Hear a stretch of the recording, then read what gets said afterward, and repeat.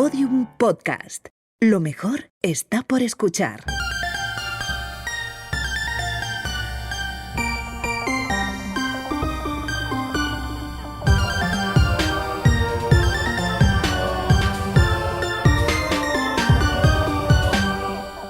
Hola, Carmen. Hola, Ana. ¿Qué tal? ¿Cómo estás? Es que me sale un suspiro.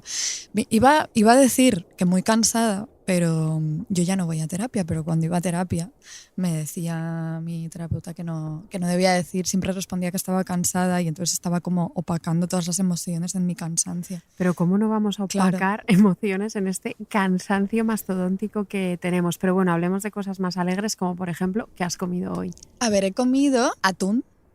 Un filete de atún fresco muy rico a la plancha, con espárragos muy ricos también, salsa de soja, y luego me he permitido tomarme un pozal de helado de chocolate porque recordé que el otro día viniste a mi casa y lo dejamos ahí y me lo he tomado con avellanas por encima. ¿Cómo te gusta una avellana? Me encantan las avellanas. Qué poco me gustan a mí. ¿Qué has comido tú? Pues he comido, mira, te va a sorprender porque he ido, como hoy de pronto en Providence hace 16 grados y es primavera, he dicho, mira, de la que salgo de clase, paso por el supermercado y entonces he visto que vendían unas masas de pizza de harina de garbanzos. Y he dicho, pues ya el sueño de una celíaca. Claro, como yo tengo esta misión de probar todos los tipos de pizza sin gluten, pues he comido una pizza margarita con masa de garbanzos, luego me he echado la siesta y al despertarme me he comido un cuadradito de chocolate. Ah, muy bien. Un cuadradito de chocolate. Nunca dos. Nunca dos. A veces dos, pero siempre como me como uno, espero un ratito y me como el siguiente. De premio. Más de dos yo creo que nunca. Eso es inasumible. ¿Nunca te has atiborrado con 4 cuadraditos de chocolate? Sí, hombre, alguna vez, pero ya sabes que soy una persona metódica. De la mesura. En fin, hablar de comida, la verdad, en este país no es tan sencillo como la gente cree, porque lo hacemos constantemente, pero en realidad es un ejercicio también un poquito de tristeza porque te hace pensar en todo lo que querrías comer y no siempre te permites, porque comer en este país, bueno, en cualquiera cada vez más, pero en concreto aquí, y no solo cosas ricas, es cada vez más inasumible. Ayer tuve que pagar $8. ¿8? Es espectacular. Por una docena de huevos. Yo pagué $6 por litro y medio de leche el otro día. Sí, es que así, es alucinante. Así estamos. Y claro, pues los pagas porque ¿qué vas a hacer? Pero casi salgo enfurruñada y con las manos vacías de la tienda al ver que eran $8 una docena de huevos. Pues estaba yo convaleciente, tú lo sabes, que ando con los tormentos de la migraña, estaba desmayada, con flojera postmenstrual, no estaba bien. No estaba higiénica. Y pensé, como deberíamos pensar todas en cada encrucijada de la vida, ¿qué haría la santa? Comprarse la docena de huevos. Desde luego. Entonces, claro, me acordé, hay una escena lastimosísima que cuenta la monja que fue como su enfermera Ana de San Bartolomé. En sus últimos tormentos, del último viaje. Voy a leer lo que cuenta. Léelo. Empezamos ya. La santa... Directamente. No se halló cosa de comer, y ella se halló con gran flaqueza y díjome, hija, dime si tiene algo que me desmayo. Mi niña... Que no pase la santa necesidad nunca. Estaba pasando muchísimo, tenía muchísima flojera ella. Y entonces dice su enfermera, le dice, y no tenía cosa, sino unos higos secos. Y ella estaba con calentura. Yo di $4 para que me buscasen 2 huevos, costasen lo que costasen. Yo, cuando vi que por dinero no se hallaba cosa, que me la volvían, no podía mirar a la santa sin llorar, que tenía el rostro medio muerto. La aflicción que yo tuve en esa ocasión no la podré encarecer, que me parecía se me partía el corazón y no hacía sino llorar al verme en tal aprieto, que la veía morir y no hallase cosa para acudirla. O sea, me muero. $4 los huevos. Claro. $8, $4. Claro, entonces yo pensé, no me desmayaré yo aquí como si fueran estas las precariedades de la santa en la Castilla del siglo XVI, así que pagué los $8 por esos huevos, que ni siquiera son ecológicos, además, pero bueno. ¿Sabes unos huevos que me chiflan? A ver, cuéntame. Los de codorniz. Bueno, son deliciosos. Sí. O sea, tan chiquititos. Es que son diminutos y son muy bonitos. Son como amarmolados por fuera. Espectacular. Pues tú te pones uno frito encima de un poquito de pan, en tu caso sin gluten, y sobrasado. O pisto, con pisto están buenísimos también. Podemos hacer pisto esta semana. Eso nos lo podemos permitir, yo creo. Pero bueno, en fin, que para comprarte no sé si pisto sí, pero un huevo de codorniz no, porque para comprarte uno aquí te tienes que hipotecar y avalar, no sé. No. Tu credit score. Todo.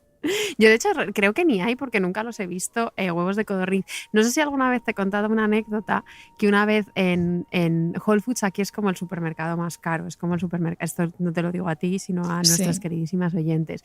Y una vez en Nueva York fui con un amigo y había un huevo de avestruz, que claro, es gigante, y ponía en la etiqueta que costaba poco, como totalmente un gasto asumible, como $6. Pues el me huevo voy de a avestruz. comprar un gran Entonces huevo me lo de fui a comprar, avestruz. pero costaba $6 por libra de peso. Entonces el huevo de avestruz al final costaba como $50, así que mi amigo se lo metió en la mochila y lo robó. Ah, ya, El ya, huevo de avestruz. ya me extrañaba a mí que lo hubieras robado No, lo tú, robó que no te él, yo pega estaba nada. al lado y le permití hacerlo. Y luego hicimos una tortilla con el huevo de avestruz y era una cosa verdaderamente repugnante. Ah, Porque era como, imagínate, como todo gigante, ¿sabes? Como muchísima clara, una yema inmensa, como que era bastante grimoso. qué decepción.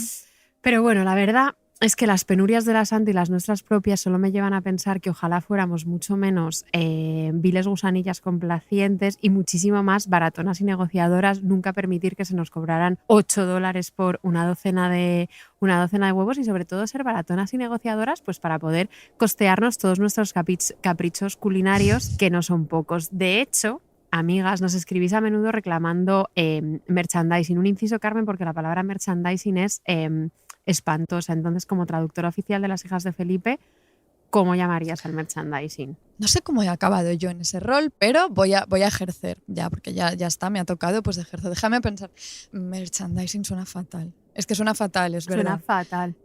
Aunque habría que hacer en algún momento episodios sobre merchandising conventual, que yo creo que daría para mucho. Daría. De hecho, este está un poco ahí en la... Claro, este está casi, pero hay algunos que es más nítida la conexión merchandising y venta de objetos conventuales. De Luisa de la Ascensión hemos hablado ya, yo en creo. la bilocación, claro, yo creo. pero no dijimos nada entonces de que una de las acusaciones que se hizo contra ella tiene que ver precisamente, como dice un memorial en su defensa, con las cosas que Sor Luisa dio de su mano. Y si dio algo para que se estimase por reliquia, porque al parecer ella, toda baratona y negociadora, se promocionaba dando de su mano, porque así lo dice el memorial, cruces, velos, breviarios, pucheros, togas, hábitos, túnicas, o sea, de todo. Así que creo que podemos sustituir merchandising por cosas dadas de nuestra mano para que se estimen como reliquias. Perfecto, entonces ¿Te si parece? tenéis alguna idea de cosas dadas de nuestra mano para que se estimen como reliquias que podáis querer tener, pues nos lo podéis decir por Instagram y seremos todas ellas. Yo le sugerí a Carmen una vez, hace ya muchos meses, que sería estupendo hacer como gamucitas de gafas con caras de monjas, pero le pareció como una idea pésima hacer gamuzas de gafas. No me pareció pésima, me pareció una idea tierna, pero no sé si será súper exitosa. Creo que es por la cosa de que yo no llevo las gafas. Si queréis gamuzas de gafas de las hijas de Felipe, avisadnos, por favor. O cualquier otra cosa. O cualquier cosa. Lo que de sea. verdad nosotras somos de procesos lentos. Pero estamos en ello. Pero ello. lo que sí que no queremos hacer es tote bags. No, tote bags porque es una invasión. En mi casa no cabe una Es que tote luego bag, acaban ¿no? por Me ahí echan Nerea. sucias, tiradas. No, tote bags no, de ninguna de las No maneras. podemos tener ninguna, ni nosotras ni vosotras, más Nada, tote bags en ni una nuestra tote vida. bag más. Os prometemos que todo este parloteo sobre merchandising no es completamente gratuito, amigas, y que viene muy bien y muy a cuento por los asuntos que vamos a manejar en este episodio. Porque para ser verdaderamente baratonas y negociadoras, nada nos gustaría más que ser capaces de ingeniar pues algún trampantojo maravilloso, algún truquito milagrero que poder comercializar siguiendo la senda de esas mañosísimas aguilillas barrocas de las que vamos a hablaros hoy, porque os traemos en este episodio falsos milagros, falsos encantamientos, falsas magias. Esto es un episodio que nos venía apeteciendo desde hacía muchísimo tiempo y sobre todo es un episodio necesario y espectacular que además a mí, que soy una persona pues obsesionada hasta el delirio con las temporalidades, los ciclos, con que las cositas se encajen, me hace especial ilusión este episodio porque condensa los dos primeros que grabamos. ¿Tú los has revisitado alguna vez, Carmen? Jamás. No, y no lo haré. Yo, a ver, cuando nos mandan el episodio para escucharlo y ver cómo ha quedado, a veces lo escucho muy a saltos, ¿eh? No es una cosa que... Pero he de decir que alguna vez sí que me lo he hecho el ejercicio de ponérmelo entero y me he sorprendido porque me entretengo. Bastante. No, porque... Carmen encantada consigo misma. No, como que nos digo, Sí, pues sí, mire, sí. pues Somos muy es entretenido este Somos muy episodio, lo pienso a veces. Pero no, en general no lo escucho y esos no los he escuchado. Pero si no recuerdo mal, en aquel primer episodio hablábamos de Juana de los Ángeles y todas aquellas otras monjas poseídas en Loudun, en Francia. Y en el segundo hablábamos de tu querido Quintilio y del business un poquito fraudulento que tenía. Claro, pues si tú juntas a un entrepreneur súper avispado como Quintilio comercializando oro potable en el Madrid de Felipe III y a las monjas endemoniadas de Loudun que con sus falsos estigmas tenían falsos Ella, Juana de los Ángeles. Bueno, que falsos tenía... porque lo dices. con sus estigmas. O sea, lo que te sale si tú conjugas esas dos cosas es sencillamente este episodio que os traemos hoy.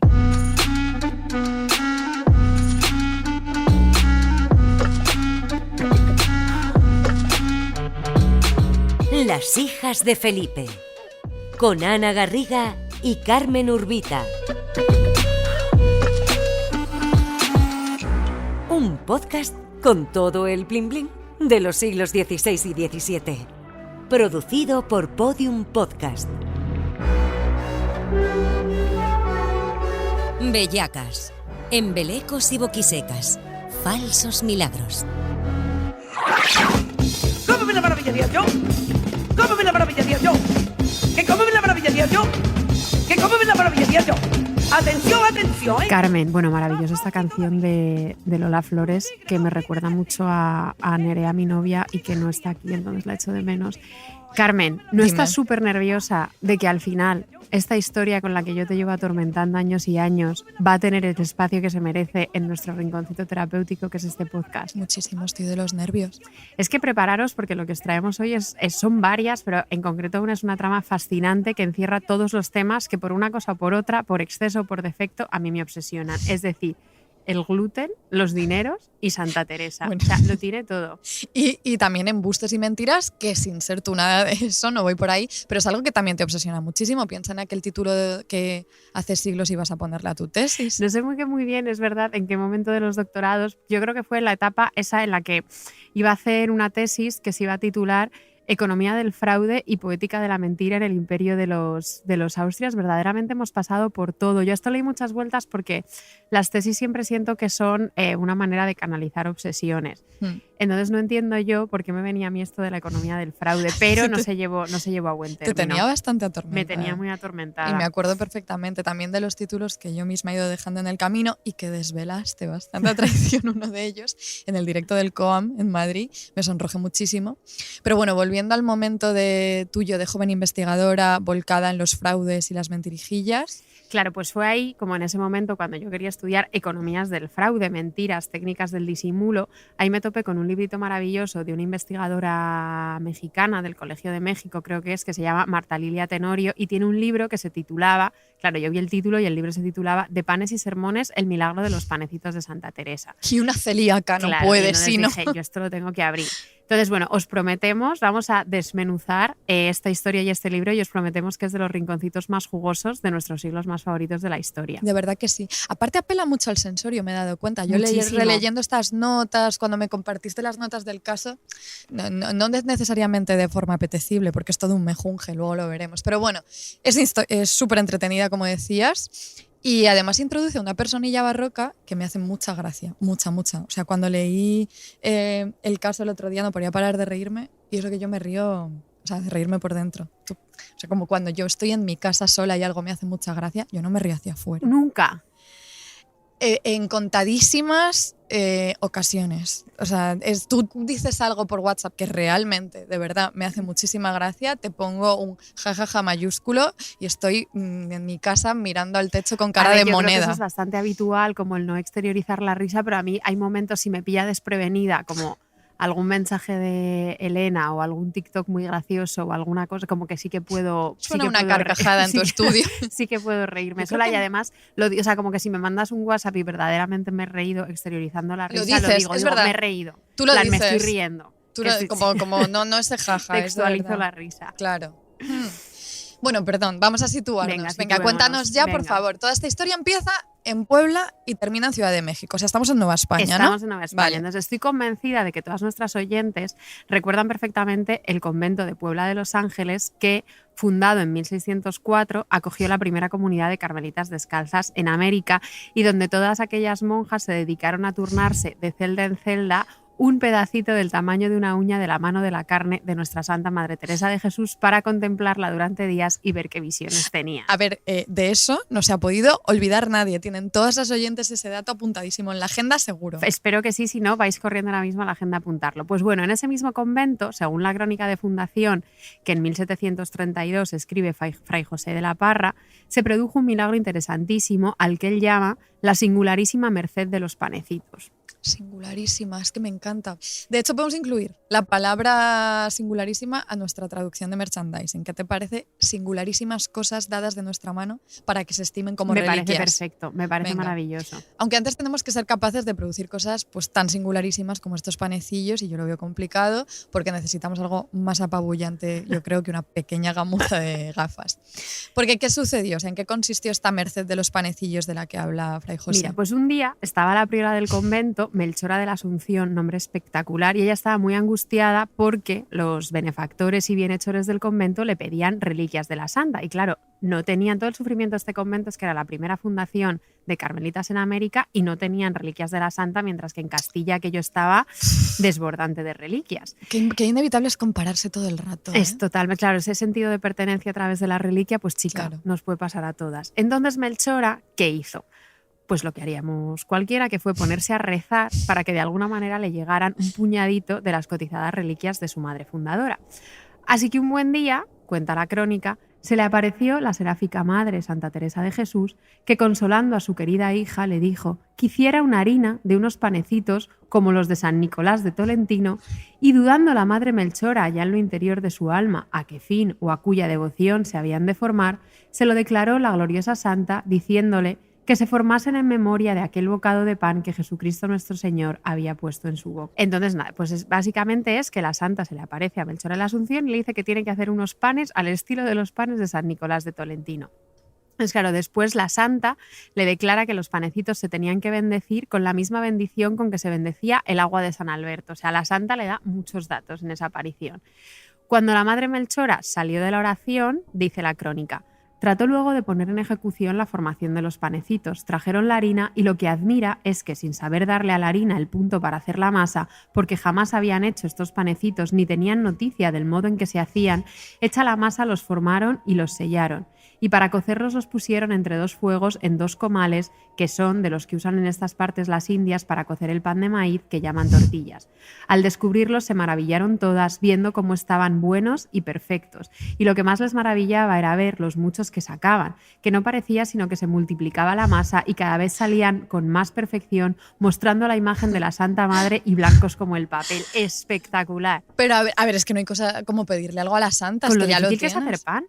Pues no, en un segundo, en un santiamén. Pero una cosa, espera, porque es un poquito enrevesado esto y esta parte yo la estaba leyendo y no estoy segura de haberlo entendido bien. O sea, las A ver. instrucciones de la santa, o sea, que las instrucciones que Santa Teresa Aparecida le dan, y me encanta, por cierto, que la aparición consista en una receta, porque es Es básicamente maravilloso. una receta. O sea, ya no se te aparece en Nueva España para hablarte no sé, de la dirección, de la reforma, no, ella te habla de cómo hacer unos panecillos, pero no estoy entendiendo bien si lo que dice es que coja unos panecillos, los reduzca a harina y luego de alguna manera se hace una masa y panecillos nuevos sin que ella supiera bien qué es lo que está No, sucediendo. yo creo que simplemente le dice haz panes. Ah, O sea, ya como está. simplemente Con le la- está y diciendo, aparece haz con la pan. imagen Claro, de... haz pan, vale. haz Aunque pan no y sabe. Claro, haz pan aunque no sepas hacer pan, pero haz pan, estámpale una imagen de Santa Teresa. O sea, es la Melchora de la Asunción solo tiene que aprender a hacer panecillos con harina. Entonces Vale. le traen la harina, no tiene ni idea de hacer pan, ni de hacer la La masa, gracia ni es que medidas, ni milagrosamente nada, ella pero milagrosamente sabe ella aprende. y encima llevan la imagen de Santa Teresa y entonces, claro, eso es Claro, muy eso comercializable. es. Vale. Eso es.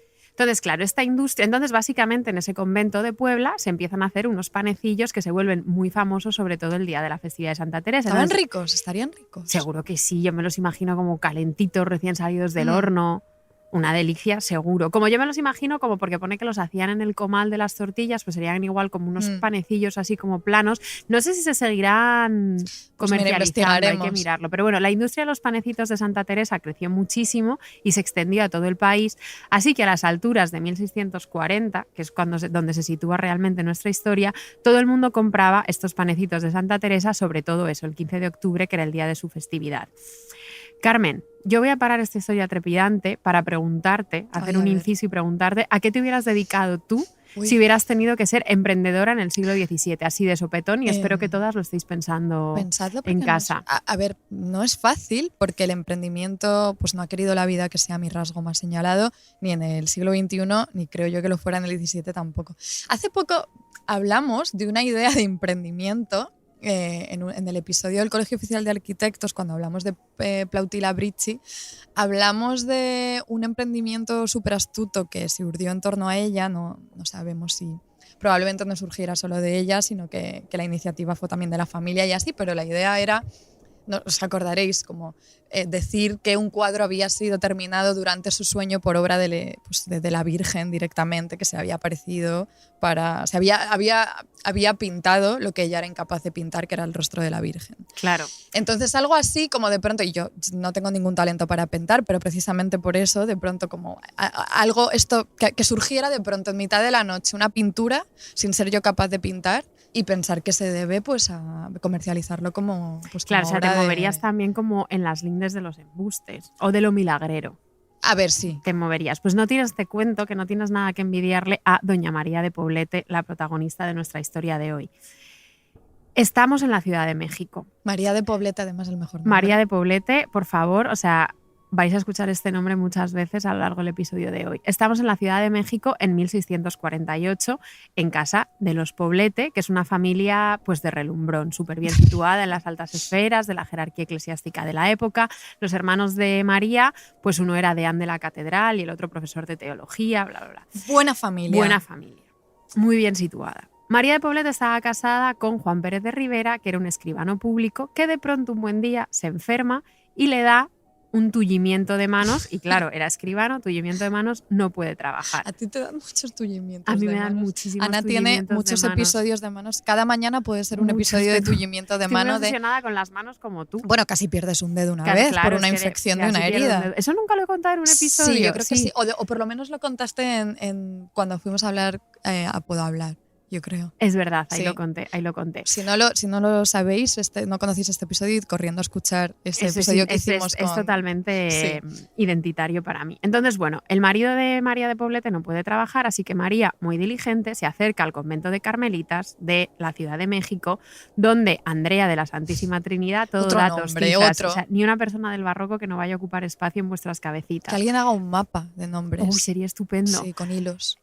Andrea de la Santísima Trinidad le da unos polvitos de pan de Santa Teresa para curarlo, porque esta idea de los panes de Puebla había poco a poco ido evolucionando y ahora los panes también se vendían en polvitos para dárselos a los enfermos y que los pudieran comer mejor. O sea, miguitas de pan. Miguitas de pan.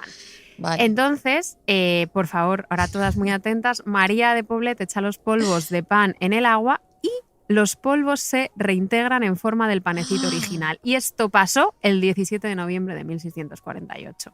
Es que Me encanta. Es que es la mejor historia.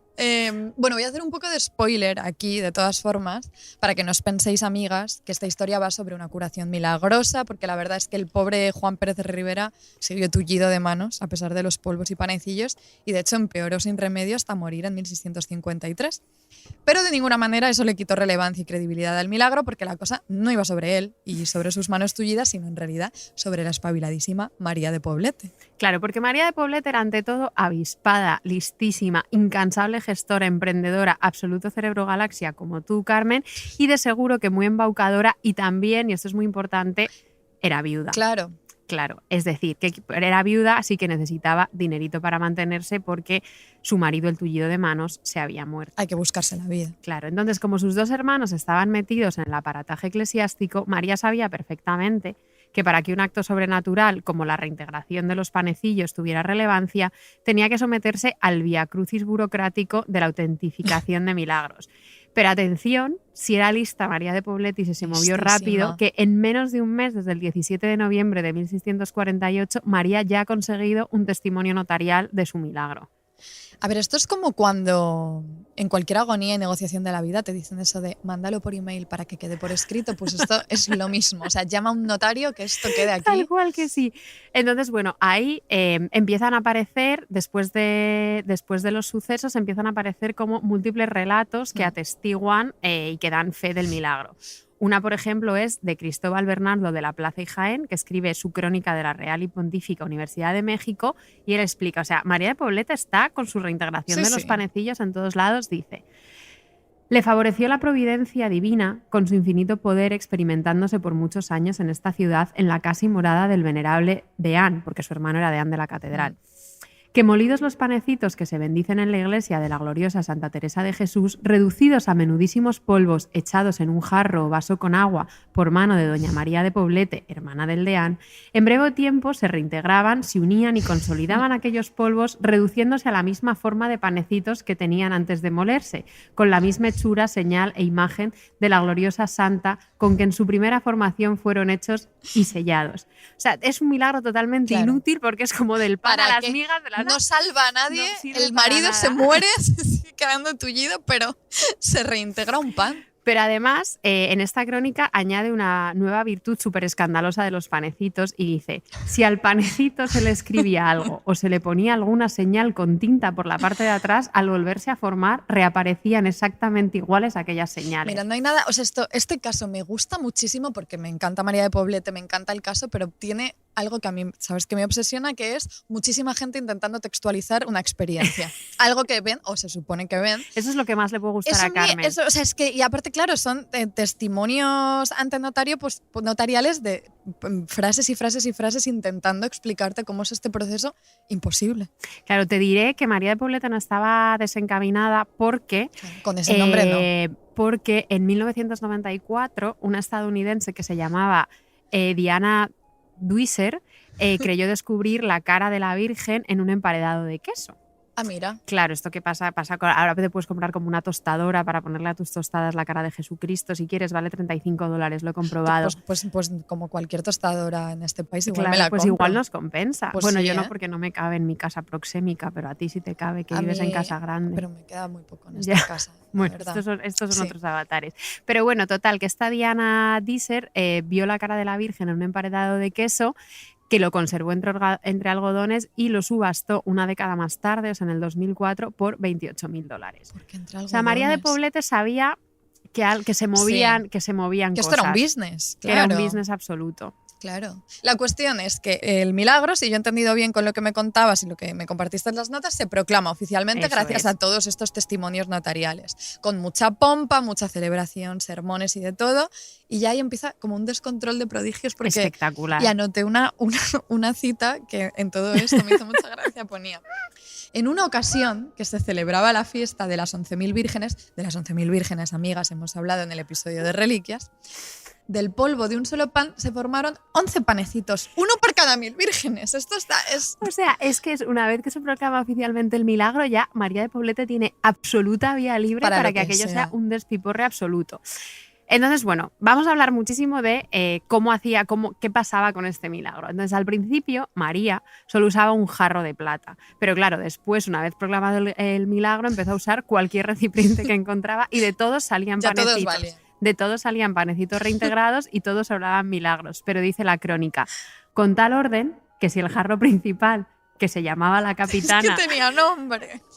En las demás también.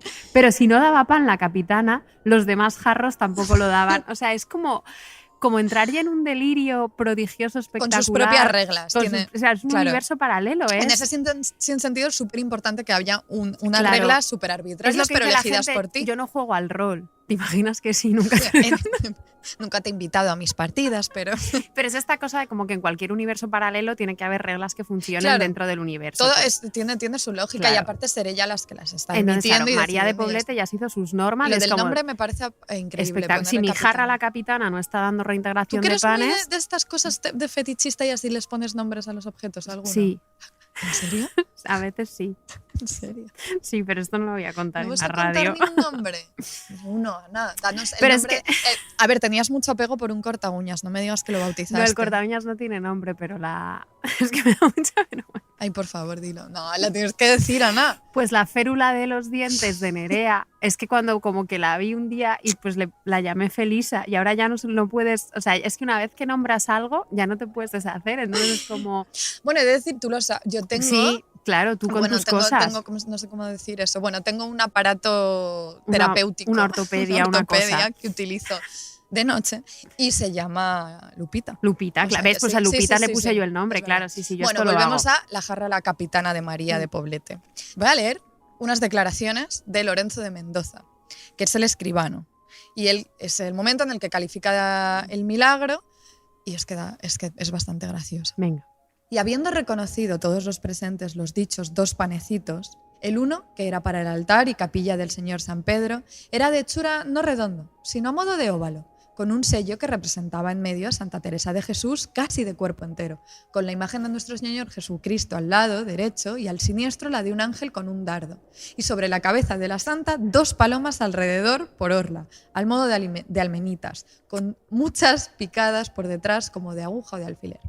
El otro, que había de ser para el dicho convento de Alba, era más pequeño, redondo, en forma esférica, con un sello de la dicha imagen de Santa Teresa de Jesús de más de medio cuerpo, puestas las manos y un rótulo por encima de la cabeza, que acababa al lado derecho de la imagen, una paloma al lado izquierdo, casi enfrente del rostro de la imagen, y al mismo lado, más abajo de la paloma, un Jesús formado y estampado tal como este.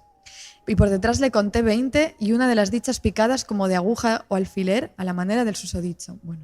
De todo lo cual, en la mejor forma que haya lugar, yo, el dicho escribano, que quede claro que es él, doy fe y que salieron formados los dichos 2 primeros panecitos con los mismos tamaños, sellos, circunstancias y señales arriba dichas y expresadas que vi antes que los moliesen, sin que de todo lo referido me quede duda, malicia ni sospecha de que en lo sucedido pueda haber ni hubiese fraude ni engaño alguno. Así por haber estado yo, el presente escribano, sin perder de vista el dicho jarro, la capitana u otro, ni haber llegado a él más que el dicho de señor Deán, el hermano de María de Poblete, como porque en otras muchas ocasiones fuera de esta he visto obrar el dicho milagro, haciendo la dicha doña María de Poblete la misma diligencia que tengo referida.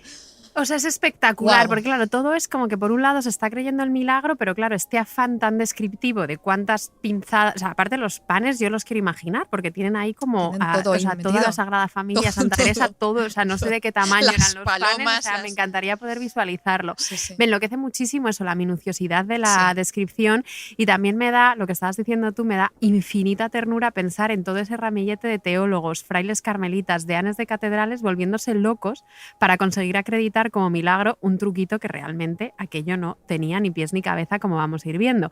Pero ellos no ceden, ellos son incombustibles y te dan pruebas fehacientes de que es un milagro.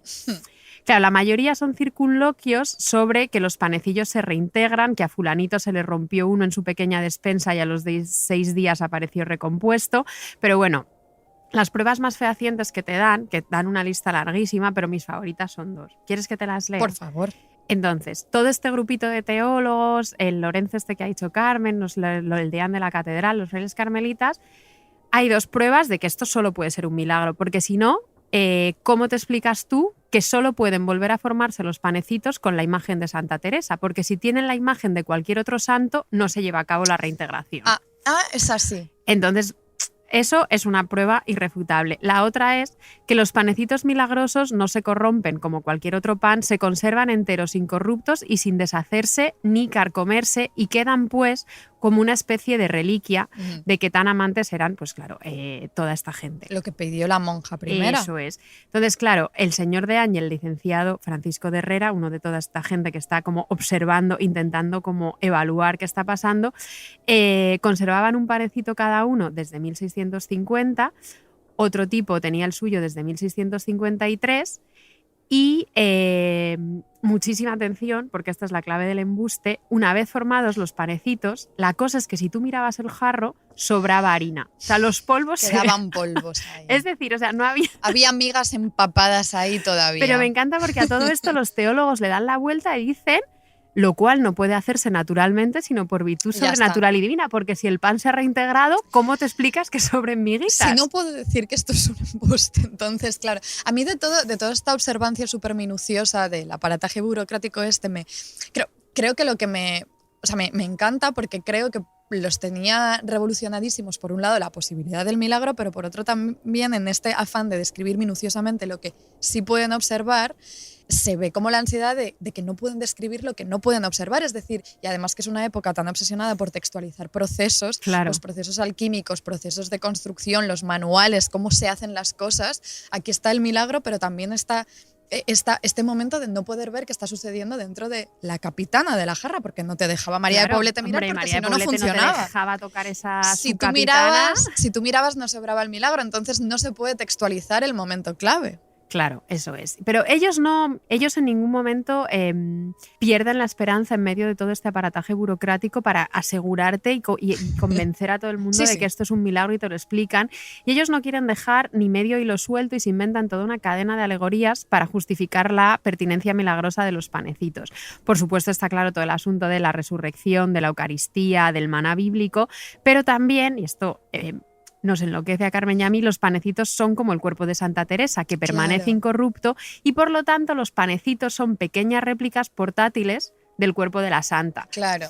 Claro, y todo esto además pensando de nuevo que esto está pasando como a mediados del siglo XVII en los primeros conventos carmelitas de la América española, y que están como, las monjas están muy deseosas de tener como una epistemología patriótica de no Claro. tenemos reliquias, pero nos hemos inventado nuestras réplicas. Claro, Que es es espectacular. muchísimo mejor en realidad si lo piensas. Luego leí por ahí, no, esto no lo hemos dicho, ¿no? Pero leí por ahí que esto también me hizo mucha gracia, que también ya es buscarle 300, 400 pies al gato, pero a ver, estamos hablando de panecillos milagrosos, obviamente había que buscarle todo el significado posible, como que era también un símbolo de la reforma, del renacer de la reforma carmelitana. O sea, como, Efectivamente. es que no sé, la verdad. Pero bueno, era muy evidente, la verdad, que poco tenía eso de milagro, porque es que estaban las miguitas deshechas de los panecillos, se quedaban ahí. O sea, te aparecía milagrosamente un pan que no se sabía cómo había aparecido, que te traía María de Poblet en la Capitana, pero ahí estaba todo el mejunje pasado por agua de antes. Es que es Es que- espectacular. Claro, o sea, empieza a ver, denuncias, claro. se empieza a sospechar. Hay gente que dice a mí esto. Claro, no. la primera de las denuncias, pero Gente que tarda quiere mucho. siempre aguafiestas. ¿Verdad? Gente que quiere tirarte tus Sí. ilusiones por Es tierra. como, ya lo sé, pero déjalo. Déjanos, Vamos a estamos estar. todos en nuestro universo con sus reglas paralelas, con los polvitos esos como Ya mohosos está. en el agua y creyendo en la reintegración de los panecitos. La primera de las denuncias tuvo lugar tarde, o sea, en 1678. O sea, María de Poblet está años y años haciendo panecitos sin ningún tipo de problema. Pero Pues, ganando dinero Ganando de dinero, limosnas claro, en, claro. en su viudedad. En 1678 un dominico que se llamaba Fray Francisco Sánchez, maldito Fray Francisco Sánchez, se anima a señalar sus pequeñas sospechas, pero claro, lo tiene que hacer con mucha cautela porque el milagro ha sido declarado y calificado como milagro, o sea, tú no Claro. podías saltarte eso a la torera. Entonces, Fray Francisco, súper curiosón, él dice que él lo que quería era gozar, si me cabía la suerte, de un panecito. Entonces, bueno, Fray Francisco va a por sus panecitos y claro, pues Fray Francisco se da cuenta de lo inevitable. Dice, vimos los panecitos en los jarros y reparé que en ellos quedaba cantidad de polvos mojados que por la cuenta eran los que se habían echado antes cuando se molieron.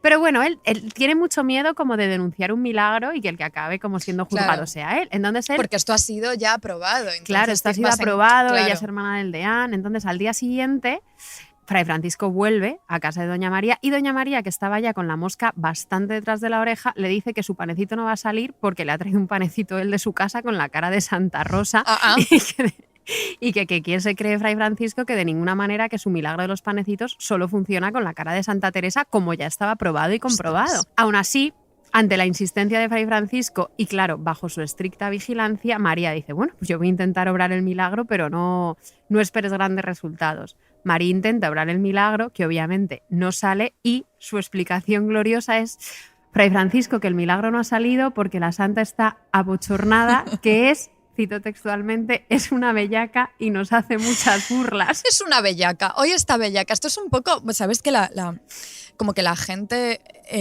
muchas veces cuando aparecía alguien en Cuarto Milenio que decía tener presencias, fantasmas, que lo que fuera, si ese día no estaba, pues se refería como, hoy es que está, pues como una manera de hablar de un poltergeist. Claro. Claro. Hoy está juguetón, hoy está bellaco, hoy. Claro, no nos cansamos de decirlo, que si esto te pasa en Cuarto Milenio, que el poltergeist está juguetón, pues ya es que ya estaba pasando con Santa Teresa y los panecitos y María de Poblete en el siglo XVII.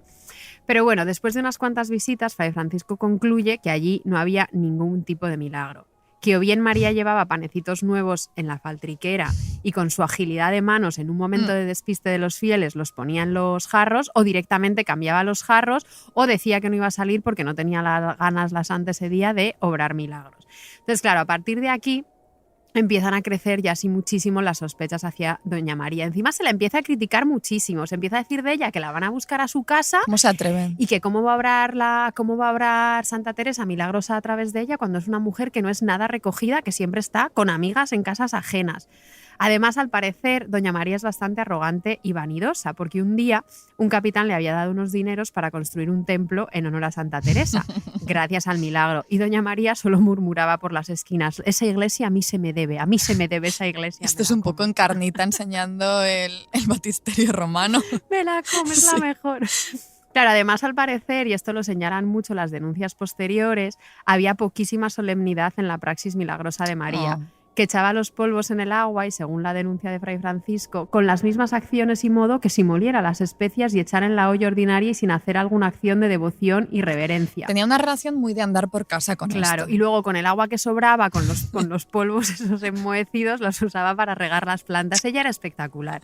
Ella quería ir rapidito y sobre todo ella quería extender el horizonte milagroso de su embuste todo lo posible. Y claro, de esto se queja mucho Fray Francisco en su denuncia, que dice: si el panecito sale el mismo que se entregó, es un milagro. Si sale otro, es transformación y otro milagro particular. Si sale otro exquisito y muy hermoso, otro milagro. Y si se echan 8 y salen 13, otro milagro. Si se quiebra y después se reintegra, otro milagro. Y a este modo, sin número de milagros. Claro, dices, esto no es un nombre, es que aquí cualquier cosa es un milagro. Claro, cualquier cosa, se cae, se vuelca la capitana a la jarra, eso es otro milagro también. Me muere risa. Y lo que más le molesta a Fray Francisco es que sea una devoción tan excluyente. Porque dice: devoción de un santo con exclusión de otro, ¿no es buena devoción o no es devoción? A ver, bueno, Fray Francisco dirá lo que quiera, pero es irremediable tener favoritas, eso es así y lo sabemos todas. Pasa con la familia, pasa con las amigas y pasa también con las santas, eso es así. Aunque hay elecciones muy dolorosas. Hace poco, las amigas del fanzine La Raya, para el número que van a hacer sobre monjas, que os lo tendréis que comprar todas corriendo, nos hicieron una entrevista bastante difícil porque había una pregunta. Mucho, hablar de esto. Una cosa es escribir sobre. Pues lo voy a decir, Ana. La cara de Ana está sonrojadísima. No voy a dar detalles, vale. Pero nos daban a elegir entre el juego este de Fuck, Marry, Kill, con quién te acuestas, con quién yaces,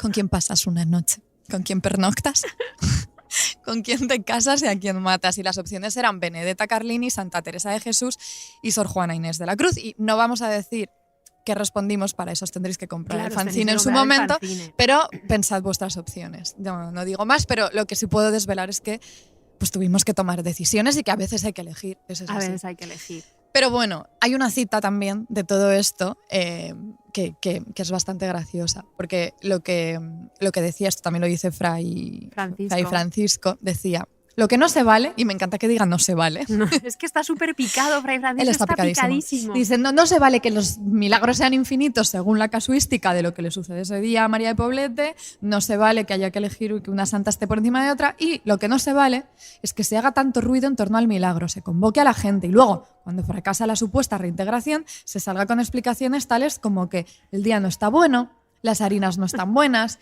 la santa está bochornada, siendo que para hacer milagros Dios no depende de horas, ni su omnipotencia está ligada a relojes, ni a días, ni queda cansado de un milagro, de suerte que en el mismo día no puede hacer otros muchos. Es que Fray Francisco también me parece un bobalicón, o sea, es como esto no funciona así, a mí me han enseñado de otra manera. Muchísima lástima. De todos modos, Fray Francisco es bastante benévolo porque no lleva la denuncia al Santo Oficio. Yo creo que le debía inspirar bastante ternura, incluso, y de esto vamos a hablar luego, cierta admiración la pequeña empresa milagrosa de Doña María. Pero el 9 de julio de 1681, o sea, van pasando los años, a Doña María lleva haciendo panes ya, ni se sabe la de tiempo. El 9 de julio de 1681, otro franciscano que se llama Diego de Leiva decide descargar su conciencia ante el Tribunal de la Inquisición denunciando a María. Fray Diego, del Nuevo, pues va a casa de María y observó todo el proceso. Y descubrió, dice, dicha doña María tenía la mano izquierda metida dentro de la faltriquera o bolsa que trae al lado, en donde la tuvo mucho rato.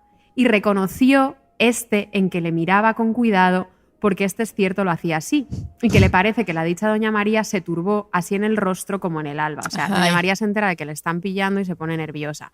Después de algún rato, llamó que le trajesen el pañuelo de narices, o sea, un Kleenex. Y habiéndosele dado, le puso encima de las faldas. Y sacando la mano que tenía en la faltriquera, la juntó con la que tenía puesta en el pañuelo y después de poco espacio de tiempo, apartando a la misma mano izquierda, la llevó a la misma faltriquera y sacó una cajuela de polvos de tabacos. Y en esta ocasión le pareció que oyó sonar en el paño un panecillo con otro. Ahí estaba el truco. Ahí está. Entonces, pero es que aquí está la obsesión con la textualización, claro. Claro. Entonces, claro, a partir de ahí ya empiezan a sucederse mogollón de testimonios y la criada de una de las devotas amigas fieles de Doña María declara que en 2 ocasiones en que Doña María abrió en su presencia una gaveta de su escritorio, alcanzó a ver que ahí guardaba gran cantidad de panecitos que ella suponía eran los que molía, y el Santo Oficio concluye que el supuesto milagro es mentira grave, escandalosa, supersticiosa, perniciosa, injuriosa a la Iglesia Católica y su fe, porque deroga la fe de los verdaderos milagros y es ofensiva al pueblo cristiano.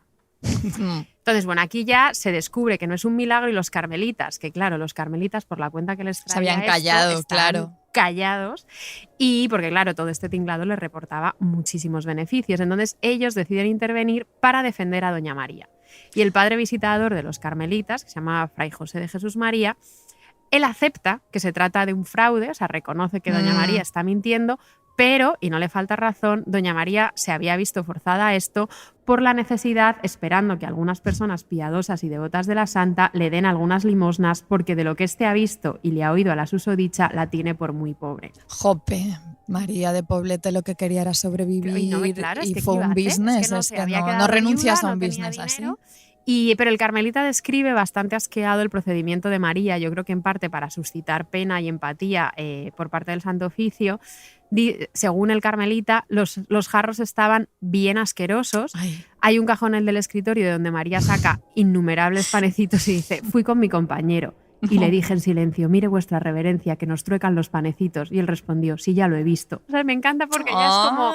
Me da mucha pena en realidad. Sí, ya lo sé. Porque además hay que pensar que esto María de Poblete lo hizo durante 40 años. Quiero decir que su ingenio, su agilidad de manos, su habilidad en general de trilera no sería la misma al principio que ya una mujer claro, de no sé qué edad. Mayor, que claro. De vista, la vista fatal, ponte tú ahí a juguetear con los polvos, las migas, los panecillos, pues claro, no se te cae todo, se te nota. Claro, además me encanta porque ya llegada a este punto, Doña María está que pasa de todo menos de curso y les dice a los padres carmelitas: vea si han salido, que yo no quiero llegar hacia los jarros porque anda la gente diciendo con que hay alguna maldad, que ya tengo noticia de un fraile de Santo Domingo que anda escribiendo contra esto habiéndolos visto salir con sus ojos. ¿Cómo se atreve? Pero claro, luego los panes obviamente no salieron y ella vuelve a su excusa predilecta, que es porque la santa se suele ausentar y es una bellaca. Es que es una bellaca. La santa hoy no me hace el milagro, es una bellaca. Estás mirando el jarro, es una bellaca. Hoy está bellaca. Pero bueno, algo que nos seduce muchísimo siempre de nuestros siglos más favoritos y que hemos repetido 1000 veces es que todo el mundo navegaba el mundo como buenamente podía, como funambulistas que podían caer del éxito o del fracaso en un pestañeo. Y la de María de Poblete es una narrativa de éxito espectacular, sí, porque ella se muere el 2 de diciembre de 1686, todavía bastante venerada, sin ápice en alguno de desprestigio, porque el fraude no salió a la plaza pública y se quedó simplemente en los archivos de la Inquisición, y ella aún así fue enterrada con toda solemnidad en la catedral, en la capilla de San Felipe. O sea, que era muy querida y admirada. Sí. Espero que estoy respirando muy aliviadas porque se pasa muy mal pensando, como a mí me pasó leyendo el libro, que a nuestra María Poblete la iban a multar, encarcelar o quemar, pero gracias a Dios ella muere con todos los honores. Es que estoy segura de que la gente la admiraba muchísimo a pesar de todo, aunque hubiera tantas dudas acerca de los panecillos. Es increíble que viviera 40 años sosteniendo todo ese tinglado del gluten milagroso.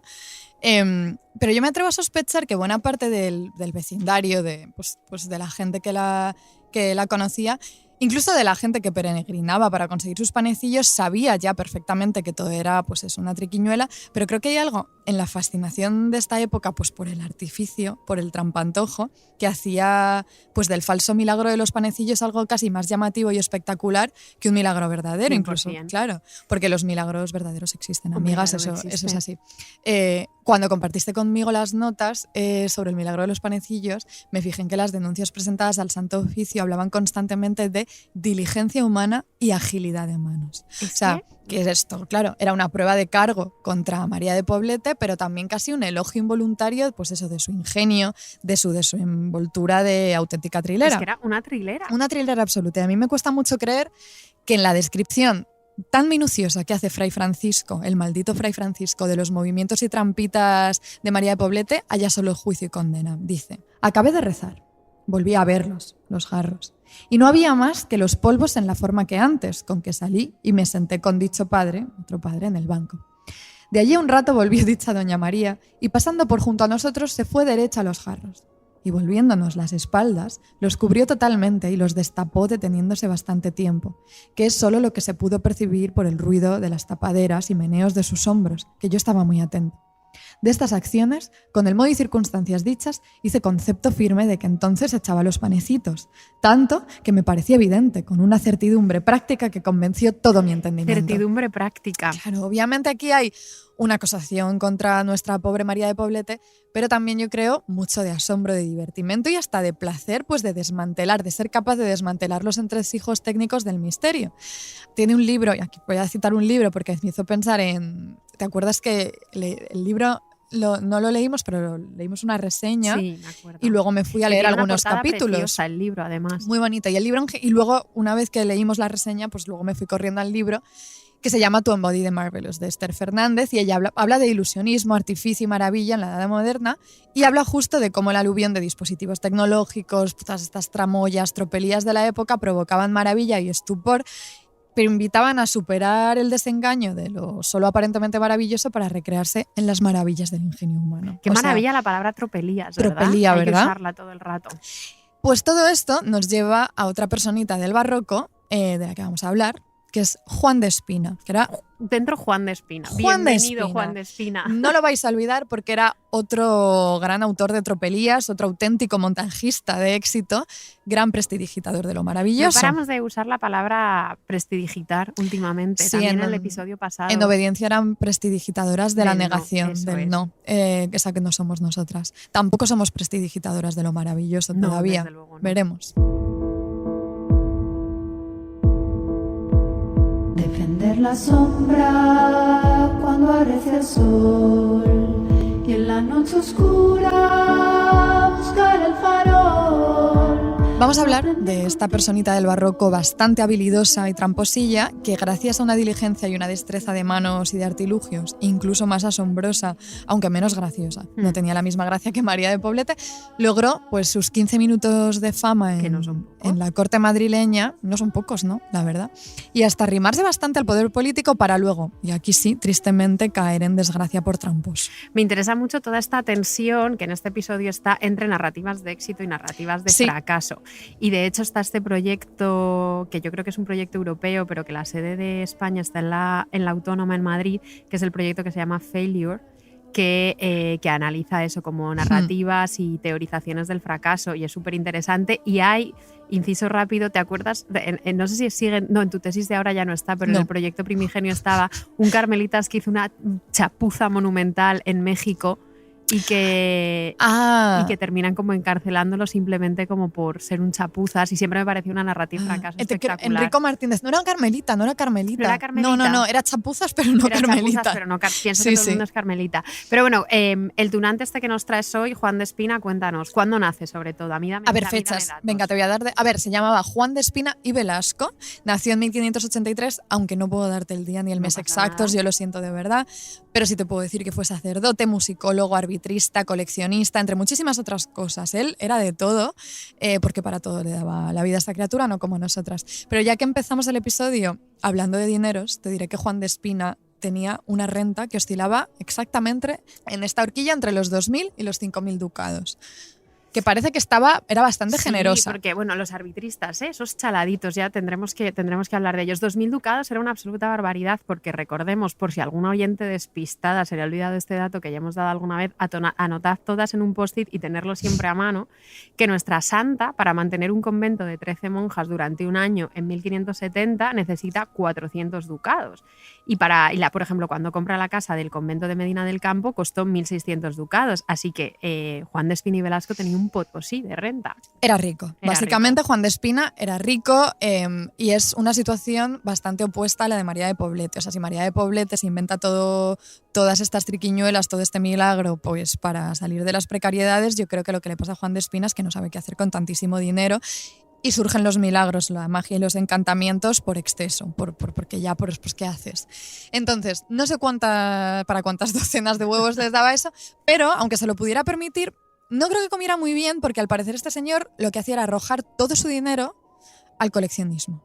O sea, llenó su casa de Madrid de telescopios, pinturas, miniaturas, instrumentos musicales, artilugios esotéricos, cosas súper exóticas de todo tipo. Tenía dibujos de Leonardo da Vinci, por Mira, cierto. tío. Sí, tenía de todo.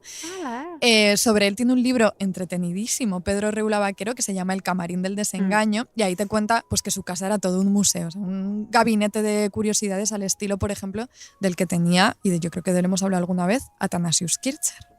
Claro, había de hecho otro imitador, otro de estos, porque ahora vamos a recordar quién era Anastasius Kircher, porque tenía otro imitador en Zaragoza que se llamaba Vicencio Juan de Lastanosa. ¡Qué gran nombre! Sí, no vamos a parar hasta que os sepáis absolutamente todo sobre el barroco. Y que alguien haga ese mapa, por favor. Atanasius era un jesuita alemán, políglota, polígrafo, egiptólogo, obsesionado de las Wunderkammers, de las cámaras de maravillas, estudioso de volcanes, de fósiles. Tiene un libro de minas con unos grabados preciosísimos. A mí ya sabéis que por algún motivo inexplicable me interesan mucho las minas, y Kircher tiene un libro súper bonito sobre minas, y lo que más nos ha interesado siempre a nosotras es que es una súper influencia en Sor Juana. Sí, oye, acabo de pensar cuando has dicho lo de cuando hemos dicho que pedimos que alguien haga una lista con los nombres, de que hay que tener cuidado porque pedimos algo y la gente lo hace. No, por favor, o sea, y a dedicaos veces, a vuestras cosas. A veces lo lleva a unos límites que no esperábamos, porque hoy vale, verdad, esto nos ha dejado bastante perplejas. Todavía no hemos respondido, pero vamos a responder. Sí, estamos procesándolo. Cuando os animamos a hacer vuestros propios belenes, pues no esperábamos que alguien nos escribiese diciendo que ha fabricado un belén con su propia placenta. No sabemos si suya o de alguien. Sí, hay que preguntar. Hay que preguntar. Es que nos ha llegado el mensaje según entrábamos a grabar. Sí, nos hemos quedado un poco perplejas. Entonces hay que tener súper. cuidado con lo que pedimos, y hasta dónde lo lleváis, amigas. Pero bueno, pues eso, Juan de Espinosa era un poco como las Tanas, como Vicencio Juan de Lastanosa, como Athanasius Kircher, pero en versión madrileña. Y con menos inclinación para promocionarse por el lado de la filosofía natural, de la investigación científica, y más deseoso, yo creo, de presentarse, o al menos así es como fue conocido en la época y cómo pasó en los siglos siguientes, como mago y hechicero, básicamente. Así. Sencillísimamente. O sea, su casa era la casa Magia del mago, borrasa. como el templo del maestro Joao, que por cierto, el templo del maestro Joao está en Prosperidad. ¿Está en Prosperidad? En el barrio de mis padres, en la calle Cardenal Que Silicio. está al lado de tu casa. Bueno, es que Cardenal Silicio es el que instaura los estatutos de limpieza de sangre. Mira, pues en Datos. la calle del Cardenal Silicio, que instaura los estatutos de limpieza de sangre, Juraría, no estoy hablando de memoria. ahí hay una triangulación muy fuerte de espacios, que es, bueno, hay una librería muy buena que es el Buscón. Al Buscón hemos ido tú y yo juntas alguna vez. Está el templo del maestro Joao, No sabía que estaba ahí. está ahí, y enfrente está un sitio que se llama el Fusion, que sabemos que esto es así, lo sabe la gente de Madrid, aunque no vaya nunca, pero se sabe, es un sitio de intercambio de parejas, un local de intercambio de parejas. Pues está justo enfrente del templo ya, del maestro ya. La Bueno, triangulación es espectacular. volviendo a Juan de Espinosa, él alcanzó fama de mago, de nigromante, y su casa era como un lugar encantado. O sea, así es como se conocía. Juan de Piña,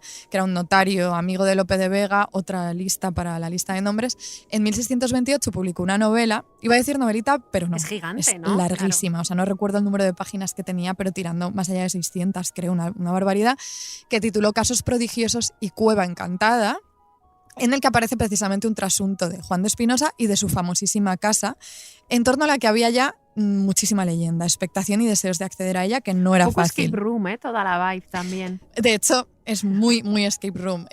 Luego hay una anécdota que es totalmente... No he ido en mi vida, yo deseo... pero mi manera de imaginarme un escape room es así. Venga, léenos cómo es un escape room barroca. Léelo tú. Ah, mira, lo Venga. La puerta, de peregrina arquitectura. Las ventanas de balcones y rejas, la fachada, labor mosaica, el pórtico no visto hasta allí.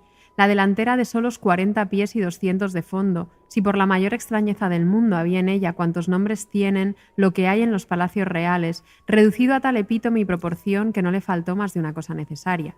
Tenía zaguán, patios, salas, cuadras, cámaras, retretes. Los cuartos eran 3. Corredores, bóvedas, oficinas y cuanto se halla en el más alcázar. Las fábricas, con excelencia de dinteles, jambas, dórico, cornisas, zocos, tizones, techos dorados, pavimentos, paredes con lazos y peregrinas labores, también de oro. lo mosaico, lo sutil y la cuenta de los pies cúbicos y cuadrados y todo el arte de la matemática advertido a la elección para la hora en que a la fábrica se había de dar principio. O sea, aquello es una locura. Una absoluta locura.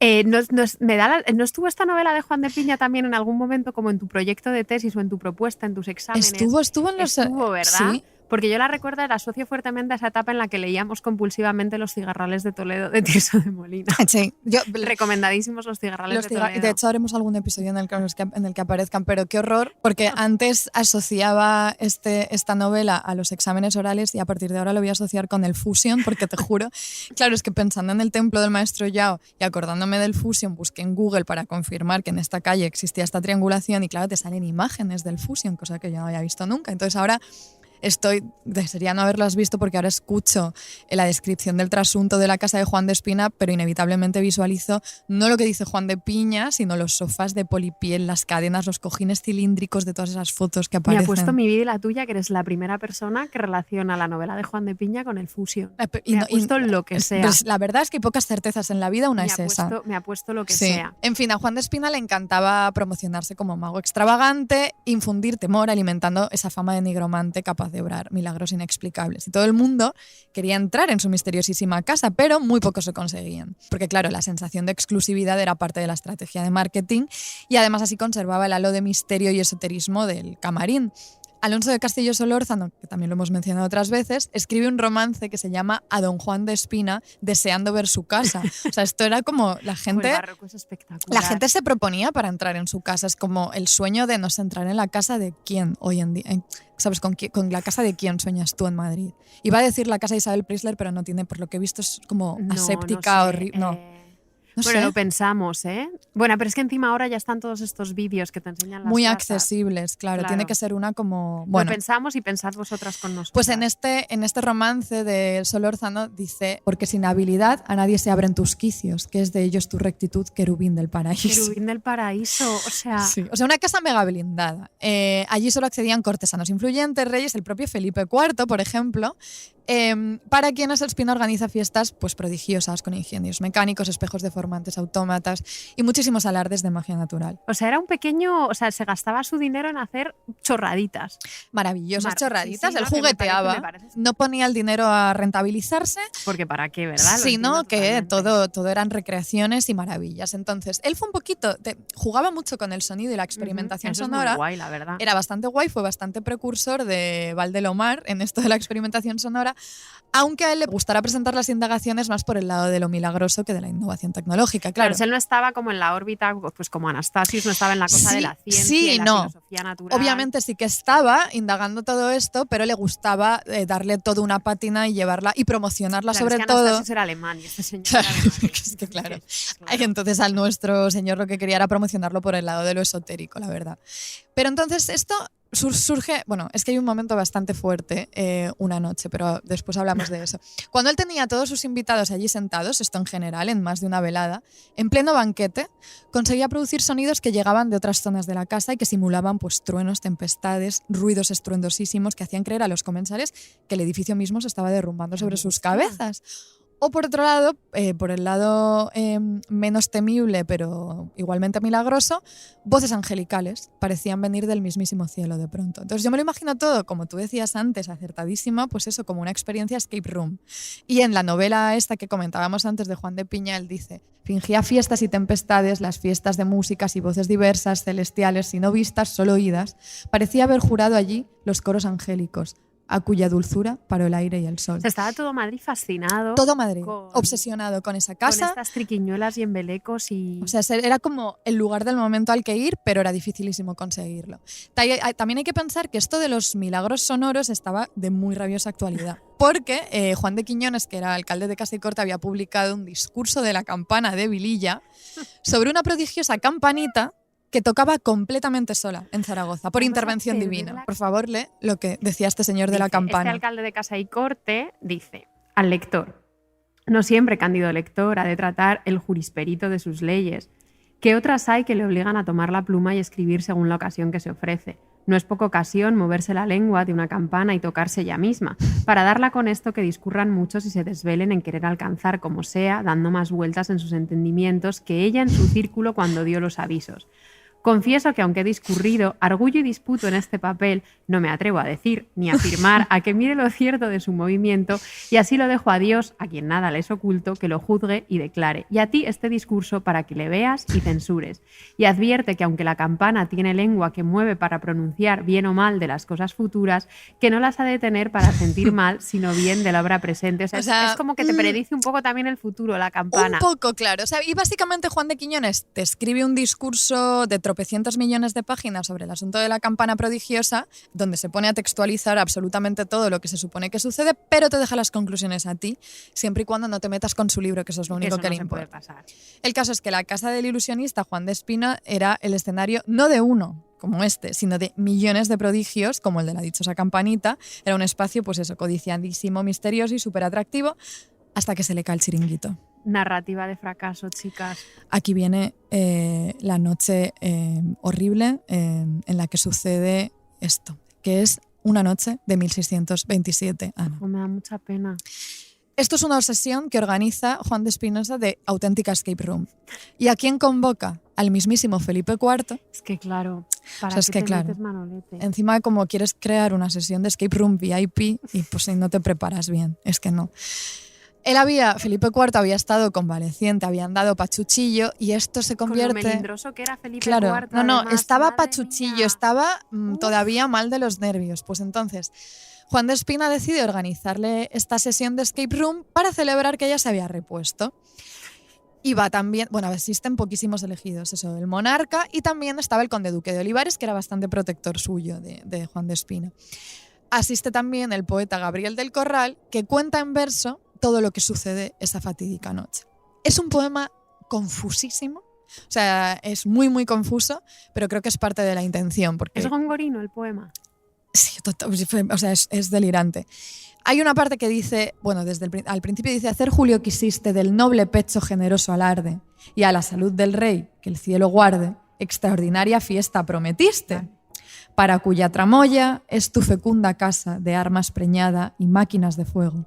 Envidia fue de la fortuna escasa, que tanta prevención se te malogre, y desdicha común, que no se logre. O sea, algo pasó con una tramoya. Algo falló ahí. Algo falló. Ahí va a parecer algo milagroso, todo acaba en decepción.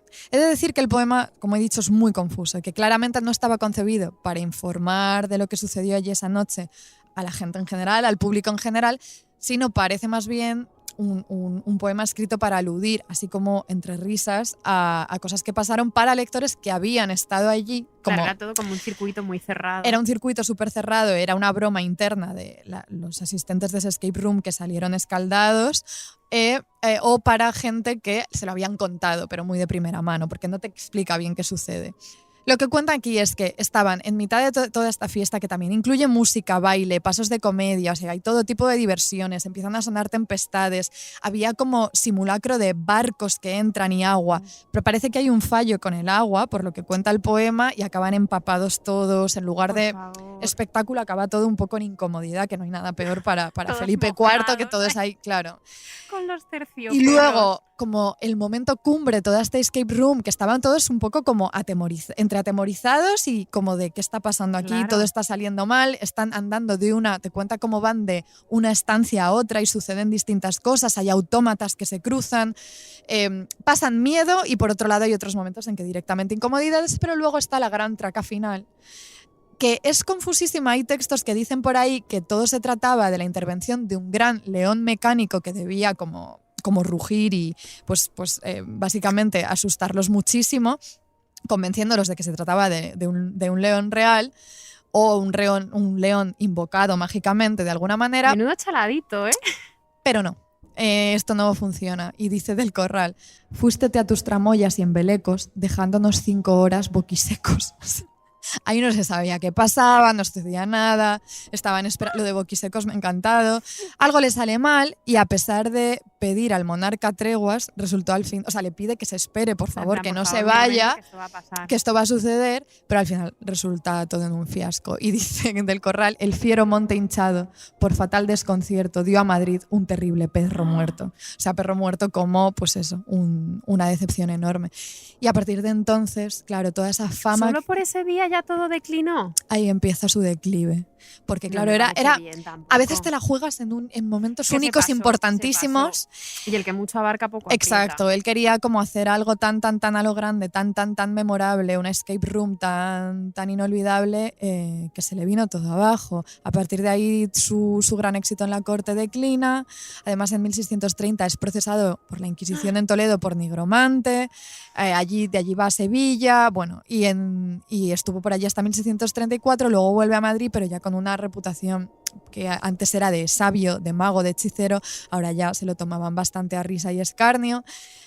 Y el pobre fallece en 1643, dando muchísima lástima, Me da la verdad. muchísima lástima. A ver, creo que hay una gran moraleja de este episodio, que es: más vale ser una Panecillo pequeña- en la mano. panecillo en la mano y un poquito chapuzas y echarle mucha cara y ser bastante avispada, que no deleitarte. Es que es muy de hombre esto que ha hecho. Claro. Es muy de hombre. Él no se podía conformar Es con unos muy de panecillos, hombre, no claro, se él podía tenía que estar con conformar. los tecnicismos y así acabó. En cambio, nuestra María de Poblete, Claro. enterrada en la catedral. Mira, si hubiera sido María de Poblete la que hubiera jugado con la experimentación sonora, habría jugado con la vocecilla de la santa. Y ya Hoy está. habla la bellaca, hoy no habla, pero no, déjate. Entonces, queridísimas oyentes, siempre María de Poblete, nunca Juan de Espinosa. No, a ver, dejaos llevar por la experimentación, pero todo, y sobre todo, no os la juguéis a un gran día. Nada, nunca no seáis seis de cuarto en vuestro ostentosas. escape room. No Nada, seáis chicas, siempre ostentosas. sencillez. Pues vámonos a casa. Vámonos a casa, hasta dentro de 2 semanas. Adiós.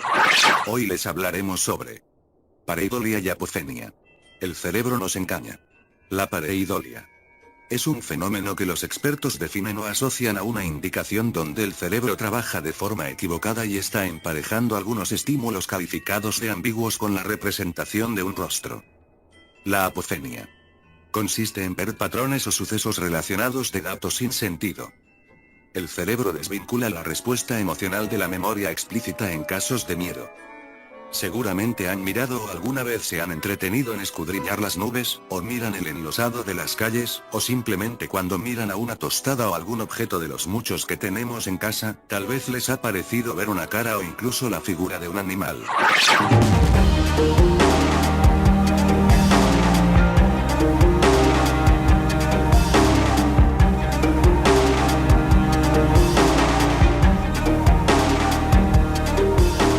Las hijas de Felipe es un podcast de Podium, escrito y narrado por Ana Garriga y Carmen Urbita. Diseño sonoro, Elizabeth Búa. Jefe del proyecto, Jesús Blanquiño. Producción ejecutiva, Lourdes Moreno Cazalla.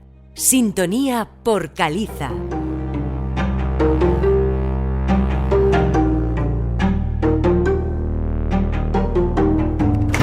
Escucha todos los episodios en Podium Podcast y todos los agregadores de audio.